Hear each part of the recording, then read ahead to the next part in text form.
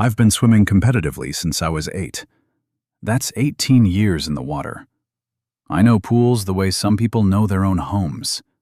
I know the temperature of the water by how it feels on my skin, not in degrees, but in resistance, in the way it moves against me. I know the acoustics of an empty pool deck, the way sound carries off the water, the way a whisper at one end can sound like a shout at the other. My coach gave me the key code 3 months ago. Late-night training. No one else in the facility. Just me, the water, and the echo of my own breathing. From 10 p.m. to midnight, the pool is mine. At least, it was supposed to be. I arrived at 9:55 tonight. The lights were on. That was the first wrong thing. I always turn them on when I arrive. No one else has the code. No one else has been here in weeks. The water was still disturbed. Ripples. Small ones. The kind that come from something moving just below the surface. I stood at the edge and watched them spread toward the far end. The filtration system was off. I checked. No jets, no pumps. No reason for the water to be moving. I told myself it was the building settling. Old pipes. Pressure changes. The facility is from the 1980s. Things vibrate, things shift. I've swum in enough old pools to know that the water is never completely still. But the goggles hanging by my locker were wet. I haven't used them yet tonight. I haven't used them in 3 days. I've been the only key holder for 3 weeks. I touched the goggles. The straps were damp. The lenses were fogged on the inside. Someone had been wearing them. Recently. Within the hour. I checked my locker. Locked. I checked the other lockers. Empty. I checked the shower stalls. Empty. I checked the pool deck. Empty. But the water was still moving. I told myself I was tired. Training does this. 6 days a week, 2 hours a day, plus dry land, plus diet, plus recovery. The body invents things when it's overtaxed. I've hallucinated before. A lane line that wasn't there, a clock that said the wrong time. It happens. I got in the water. The far end was warm. Not the uniform temperature of the heated pool. Warmer. Distinctly warmer. As if something had been there recently. As if something large had been pushing heat into the water. I checked the temperature controls. Normal. 78 degrees. The same as always. The heaters are uniform. They don't produce hot spots. They can't. But the water at the far end was warmer. I swam to it. The temperature rose as I got closer. 1 degree. 2 degrees. 3. By the time I reached the wall, the water around me was 81 degrees. 3 degrees warmer than the rest of the pool. 3 degrees is the difference between a body and the water around it. I looked at the tiles. The lane lines are marked on the bottom. Black lines on white tile. Easy to follow, easy to see. At the far end of the lane, the tiles were worn. Not from me. I swim in lane 4. This was lane 6. The far end. The warm end. The tiles were smooth in a pattern I didn't recognize. Not the straight line of a swimmer pushing off the wall. A different route. A slower route. The path of someone who didn't know how to push off efficiently. Someone who was still learning. I ran my hand over the wear pattern. The tile was smooth, worn down by recent use. Consistent use. Someone had been swimming in lane 6. Every night. For weeks. I got back in the water. Swam my set. Tried to focus. 500 meters. 1,000. 1,500. The rhythm of my breathing. The pull of the water. The burn in my shoulders. At 1,800 meters, I felt it. The water vibrating. Not the filtration system, I checked. It was off. Not the pumps. They were silent. A different vibration. Biological. Deliberate. The rhythm of something moving through the water with me. I stopped. Listened. The pool was silent. No echo. No dripping. No hum. Then I heard breathing. At the surface. To my left. In lane 5. I was in lane 4. There was no one in lane 5. I turned my head. The lane was empty. The water was still. But the breathing continued. Close. Too close. At the waterline. Behind me. I spun around. Nothing. Just the black line on the bottom of the pool. Just my own reflection in the dark water. But the reflection was wrong. It was facing the wrong way. I've looked at my reflection in pool water thousands of times. I know how it works. The water reflects what's above it. My face, the ceiling, the lights. The reflection faces me. Always. This reflection was facing away from me. It was facing the deep end. It was swimming away from me. I looked at the deep end. No one was there. I looked back at the water. My reflection was gone. I got out of the pool. My heart was pounding. Not from the set. I've swum 2,000 meters without stopping. My heart doesn't pound at 1,800. Something else was making it pound. I checked my watch. The lap counter. I had swum 1,800 meters, but my watch said 2,200. 400 meters more than I remembered. 400 meters I didn't swim. Someone else had been wearing my watch. Someone else had been swimming in my lane. Someone else had been keeping my pace. I looked at the water. The ripples were still spreading from the far end, from lane 6, from where the tiles were worn. Something was still in the pool. I ran to the locker room, grabbed my bag, didn't dry off, didn't change, just ran. The door was locked. I had the key. I unlocked it, ran to my car, drove home. Didn't look back. I couldn't sleep.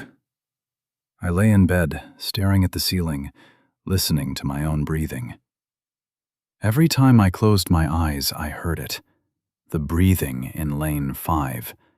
The vibration in the water. The reflection that faced away from me. I went back to the pool this morning, before dawn. The lights were off. The water was still. The goggles were hanging by my locker. Dry. I put them on. They fit. They were mine, but the lenses were scratched. New scratches. On the inside. As if someone had been wearing them with their eyes closed. As if someone had been swimming blind. I checked the security footage. The facility has cameras. One in the lobby, one in the pool deck, one in the locker room. The footage from last night showed me arriving at 9:55. It showed me walking to the locker room. It showed me standing at the edge of the pool. Then it showed me getting into the water, swimming, lap after lap, for 2 hours. But I didn't swim 2 hours. I swam 1,800 meters. I got out at 10:45. The footage showed me swimming until midnight, and it showed someone else in the water with me, in lane 5, matching my pace, matching my stroke, matching my breathing. The footage was grainy. I couldn't see a face, but I could see the shape. The same height as me, the same build, the same hair. It was swimming exactly where I had heard the breathing. I checked the footage from the previous nights. The same shape, in lane 5, every night, for 3 weeks. It had been there the whole time, swimming with me, learning my pace, learning my stroke, learning my breathing. And last night, it swam in my lane, wearing my goggles, using my watch, becoming me. I haven't been back to the pool. I told my coach I was sick. I told my teammates I needed a break. But last night, I took a shower at home. The water was warm. The bathroom was steamy. I closed my eyes to rinse my hair, and I felt it. A hand in the water, not mine. The same temperature as the water, the same pressure as my own hand. Moving against mine, palm to palm, finger to finger. I opened my eyes. No one was there. The water was clear. The shower was empty. But my hand was wet, and it was colder than the other one, as if something had been holding it, as if something had been learning its shape. I got out of the shower, dried off, went to bed. This morning, I checked my swim bag. The goggles were in there, dry. But the straps had been adjusted, loosened, by 2 notches. The same amount I loosened them when I first got them, 3 years ago. I haven't loosened them since. They fit perfectly. They didn't need adjustment. But someone had adjusted them. Someone who didn't know that I had already found the right fit. Someone who was still learning. I'm not going back to the pool. I'm not going to swim at night. I'm not going to be alone in the water ever again. But I can still feel it. When I close my eyes in the shower, when I run my hand under the faucet, when I stand in the rain. The water is warm, and something is in it. Something that knows my stroke, something that knows my breathing, something that knows my face. And last night, when I looked at my reflection in the bathroom mirror, the mirror was fogged from the shower. Someone had written in the condensation, on my side of the glass, one word. Lane 5. I don't swim in Lane 5. I never have. But something does. Every night at 10 p.m. And it's getting faster.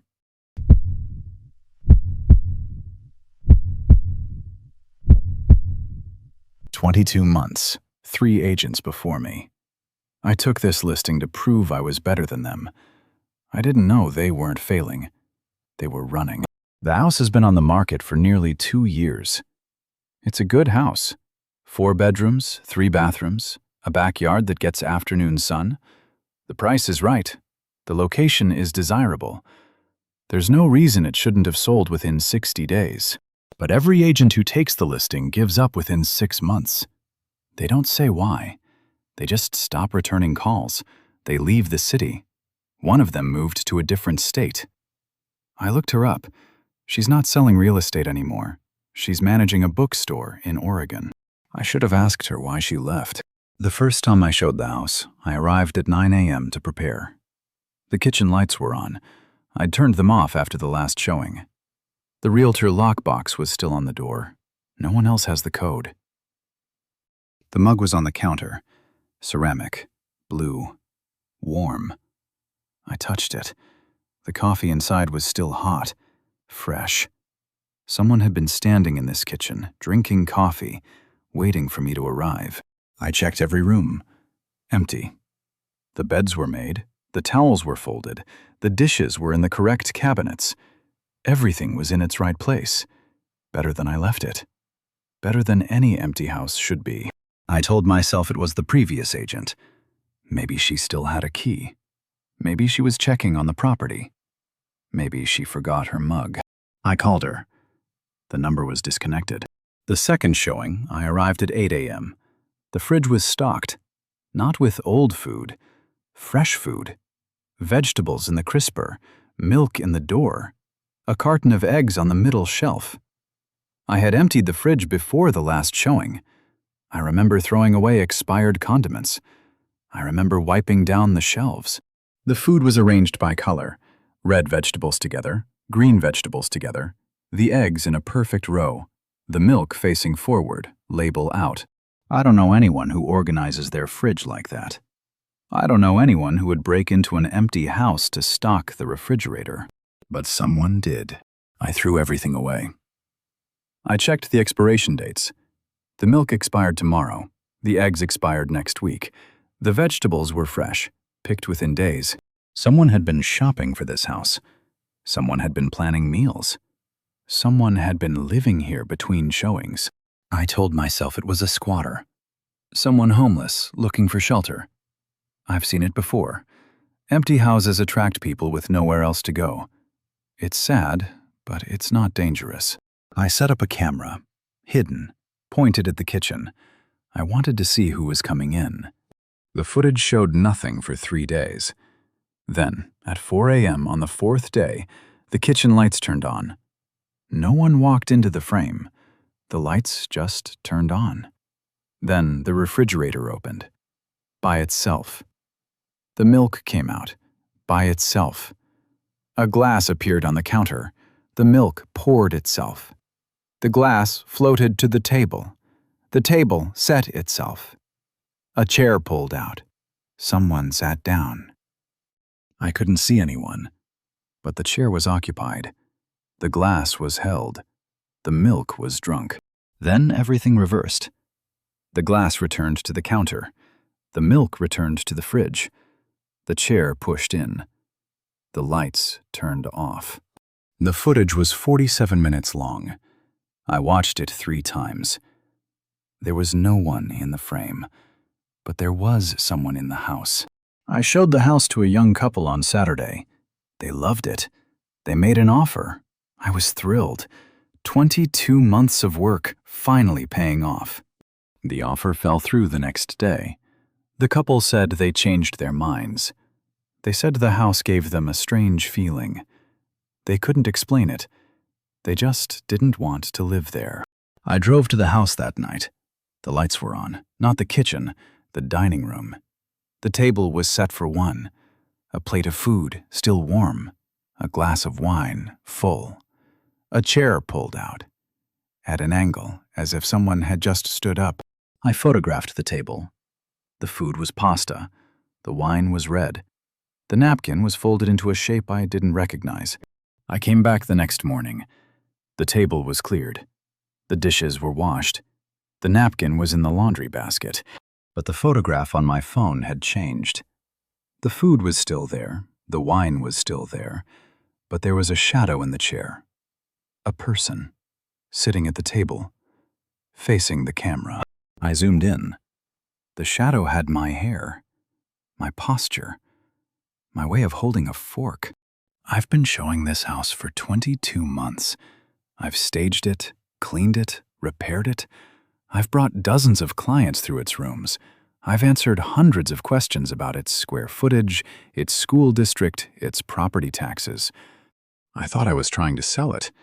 I thought I was doing my job, but I've been helping it. I've been helping whatever is in this house present itself. I've been teaching it how to look lived in, how to look welcoming, how to look like a home. It's been learning from me. Every time I staged the house, it watched. Every time I rearranged the furniture, it noted the placement. Every time I brought a client through, it studied their reactions. It wants to be sold. It doesn't want to stay here anymore. It's been here too long. It's been alone too long. It wants to go somewhere else. With someone else. And I've been helping it find a buyer. I found the notebook in the attic, hidden behind an old suitcase, leather-bound, water-stained. The handwriting was small, neat, familiar. The first few pages were dated from before I took the listing. Notes about the previous agents, their schedules, their routines, their weaknesses. Agent 1 arrives at 9 a.m., leaves at 10:30, does not check the attic, does not check the basement, does not stay after dark. She will not last. Agent 2 arrives at 8 a.m., leaves at 11, checks every room except the pantry, stays late twice. She saw something in the hallway mirror. She did not mention it. She will not last. Agent 3 arrives at 7 a.m., leaves at noon, checks everything, stays late every night. She stopped sleeping. She stopped eating. She stopped talking to her family. She will not last. She will run. Then my name. The handwriting changed, more deliberate, more confident. Agent 4 arrives at 6 a.m., leaves at 7 p.m.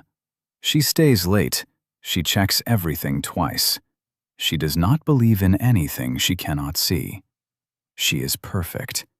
She will not run. She will sell the house. She will help me leave. The notebook had been keeping track of me for months. It knew my schedule. It knew my habits. It knew my skepticism. It knew I wouldn't believe in ghosts or spirits or anything I couldn't photograph. so it never showed itself. It just made the house better, cleaner, warmer, more welcoming. It was winning me over, not with fear, with hospitality. I showed the house to a family last week. 2 parents, 3 kids. They walked through every room. They asked good questions. They noticed the fresh flowers on the dining table. They commented on how clean everything was. The mother said, "It feels like someone already lives here, in a good way, like they really love this house." I didn't tell her that someone does live here. I didn't tell her that someone has been living here for years. I didn't tell her that someone is watching us right now, from somewhere in the walls, hoping she will say yes. They made an offer.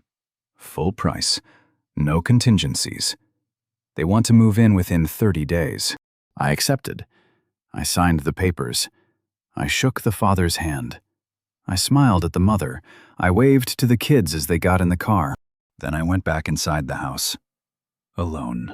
The dining table was set for 1. The food was warm. The wine was poured.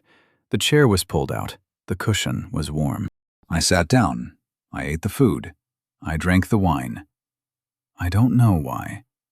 It felt like the right thing to do, like thanking someone for a meal they'd prepared. When I finished, the dishes were gone. The table was cleared. The chair was pushed in, and I heard it. A sigh. Soft. Relieved. From somewhere in the walls. From somewhere that had been holding its breath for 22 months. The sale went through. The family moved in last week. I drove past the house yesterday. The lights were on. The curtains were open. I could see the mother in the kitchen, the kids in the backyard. It looked like a home. It looked like someone loved it. I got a call from the father this morning. He said the house was perfect. He said they'd never been happier. He said they felt like they'd lived there for years. His voice was different. Not wrong, just warmer. More deliberate. More confident. Like someone who had been waiting to speak. I asked him how he was sleeping. He said, "Better than I have in a long time. It's like something was keeping me awake before, and now it's gone." I asked him what he meant. He said, "I don't know, just a feeling, like something was waiting for me to arrive, and now it's not waiting anymore." I hung up. I looked at my phone. The call log showed the conversation, but the duration was wrong. I spoke to him for 8 minutes. The call log said 47 minutes. The same length as the footage from the kitchen. The same length as the meal I ate alone. The same length as something sighing in relief. I called him back. No answer. I called his wife. No answer. I drove to the house. The lights were on. The curtains were open. The car was in the driveway. I knocked. No answer. I looked through the window. The dining table was set for 4. The food was warm. The wine was poured. The chairs were pulled out. The cushions were warm. And sitting at the table, the family, all 5 of them, eating, smiling, not moving. I knocked again.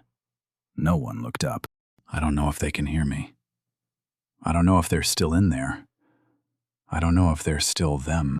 But I know the house is quiet now. For the first time in 22 months, it's quiet. Whatever was waiting, it's not waiting anymore. It left. And I think it went with them.